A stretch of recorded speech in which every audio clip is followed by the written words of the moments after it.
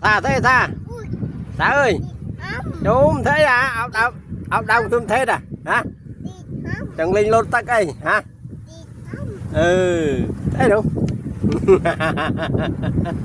Đó là cái loại thế ốc đông tôm thế à, hả?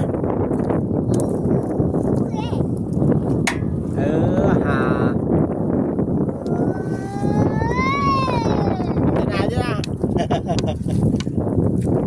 Mà cái lo tao quyên cho mấy cái lo hả? Ôi à, đi ra chỗ 10 tấc à, là hơi bị vậy à? Hả? À nó bê ta nhưng mà cái lòi thế à, đây là căn nô đây hả? Thằng mấy cái lo rồi thằng mấy chơi ba mà đang mà đang thằng mấy phấn không rồi thằng mấy à cái lo đó là một tích một mục đích tam lực khí ở đó co nè để tam viên này thì đã kêu mà tam viên rồi đi tắc thở na đi tắc à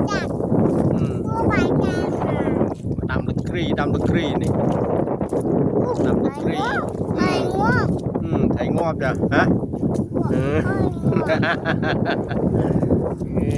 Mà tam viên này tam từ nào từ ơi một cái chứ đó là đánh tam không đây là buôn này mà này cái đời đây buôn này tam màu viên màu ấy chứ tam đây chúng tam rồi nè một cái đó coi một cái tam mình thâm đa rồi này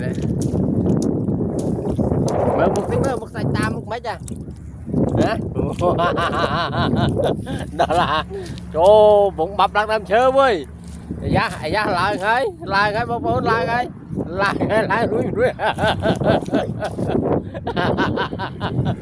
một cái à ấy thịt lá mua mà bạn kêu với vậy cũng lang đam đôn đâu đam đi không thấy được phút đây này đam mới tiếp ra này em ơi không thấy đây nè đang không thấy ra này ô một cái thơ có xa đấy dám không đa này nè con luôn con quay bên đây vui à con